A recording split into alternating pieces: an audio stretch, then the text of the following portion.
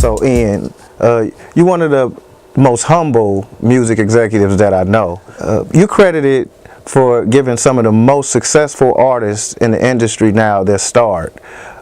Name some of those artists that you work with. Oh, well, I was fortunate to work with in my career Arrested Development, TLC, Outkast, Akon, Goodie Mob, Bobby Valentino, Soleil, Xscape. I work with quite a few artists coming up in the game. Of everything that you've been through in the industry, what are some of your passions?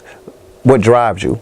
I just love to see people succeed. That has been the most important thing for me, you know, I must say, to be a part of a project from the ground up and watching it become something amazing is what keeps me going, you know. I just love being a part of the process. Do you feel like a proud father when you think back to the successes of TLC, Outkast, and the Destiny's Childs of the industry? Watching, you know, TLC become one of the biggest selling groups of all time. Actually being in the audience at the Grammys when Outkast won Album of the Year for Speakerboxxx, Love Below. Those are memories that, you know, I'll cherish for the rest of my life because I know that I was there from the very beginning. It wasn't like I jumped on board something.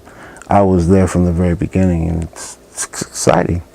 You know what I'm saying? So how would you categorize your career now? I do what I love, and I love what I do. I'm just a passionate man who loves working with new and upcoming artists, actors, you know what I'm saying, songwriters, producers. Because it's like when you catch them in that early state and you kind of push them through like a first grade teacher, you know what I'm saying? You push them through and then you watch them grow, you know? So that's my thing, and that's what keeps me going from day to day. I feel like if I put myself in I'm a music guru, or I've done this and I've done that, I think I would beat myself up a lot because I don't have what people may think I should have in terms of being successful. You know what I'm saying? I've had them and I've lost them. I mean, you know, it is what it is, you know, but I don't measure success by the type of car that I drive or the clothes that I wear or where I stay. I measure my success by the success of the people that I work with. Not very many people can say that they've done the things that I've done, no matter how much money they have. A lot of people don't have the type of accolades that I have. What are some of the new ventures that you're working on now? I want to work more into film and television, working on the management side of that. You know, I have a young lady by the name of Navia Robinson, who is 11 years old, played Deja on Being Mary Jane. She just shot a series for Netflix where she's the second lead. She spent 3 months out in the UK shooting this show that's going to air in the spring of 2017. And you know, I'm excited about that. It's new territory, but it's exciting. It's still entertainment. What would you tell new artists that's trying to get in the industry now? Educate yourself. That's like my mantra. Just educate yourself about the business. No matter what part of the business you're going to be in, you have to educate yourself. You have to know who the players are. It's just like anything else. If you want to be a doctor, you go to med school. You want to be a lawyer, you go to law school, you know. There are educational facilities out there where they teach you about the business. It gives you a firm foundation. There's no set way to make it in this industry. It's just not. But it'll give you a foundation to work with. You know what I'm saying? And you take something from that and add some common sense to it, you know, and then you create your own path. But it all starts with education. Okay, so when I say these words, what comes to mind? Bankhead Bounce. Oh, you know, bass music, you know. I mean, it was a record that, one of the records that I helped, one of the movements that I helped build here in Atlanta on a major level. You know, Lil Jon was doing it, you know, the follow-up from what Luke was doing in the early 90s, and then we get to the mid 90s and Lil Jon put a different spin on it, you know what I'm saying? But that was actually one of the records that I snatched up and signed to Elektra Records when I was at Elektra Records. So yeah, that means a lot to me because it was more than just an artist. It was a musical movement. You know what I'm saying? So that was very successful in the mid-90s. How do you think the industry has changed from past to present? You know, back then it was easier in the sense that we didn't have social media, so nobody was like, okay, let me see what your numbers are, how many people are following you, how many people like your pictures, how many views do you have on YouTube. It wasn't based on that. It was based upon, oh, that's a good concept, let's throw some money behind it and see if it works. When I had TLC, you know, my job was to take them out and get visibility for them, get people talking about them. That's all that was needed. Once the framework was completed and people started to see what it was, then people started to come in and go after the group. I didn't have to have a record already. You know what I'm saying? I didn't have to have sales behind me. It was just like, oh, this is a great concept, let's get behind it and let's make it work. Same thing with Xscape. You know, it was these were concepts that I was working with, and I had the cast to complete the concept.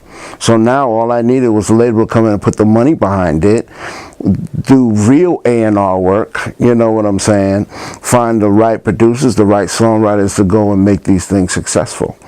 You know, it's different now, and I'm not mad. I kind of like it the way it is now, because it's a do-it-yourself type of situation now where you have no excuses. You have all the social media. You can create videos with your iPhones or whatever type of smartphone that you may have. As long as you're creative, you're only limited by your creativity. You know what I'm saying? And these kids that think outside the box, those are the ones that are winning. And I love it because they can skip the middleman and go directly to their core audience. And that's what it's all about. That's what social media is all about.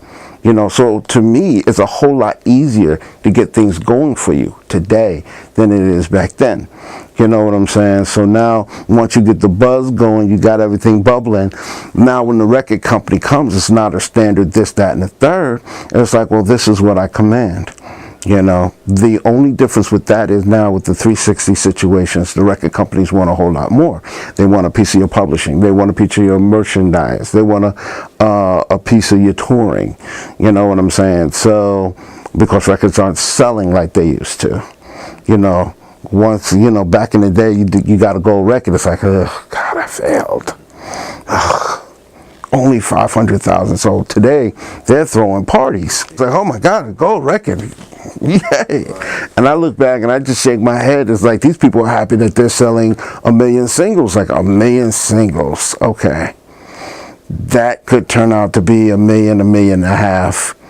You know, but how much are you going to see of that after the record company takes their part? You know what I'm saying? And that's good enough to get you on tour. But then again, the record company's dipping in your pocket. You know, to me, boy, I would love to have the type of money and work on artists that I feel is really, really great. There's no way I would do a deal. No way that I would do a record deal. I would just go straight to her audience or his audience, build, tour, like Chance the Rapper. The best example ever of somebody that's doing it totally for himself. He won't do a record deal. He doesn't have to.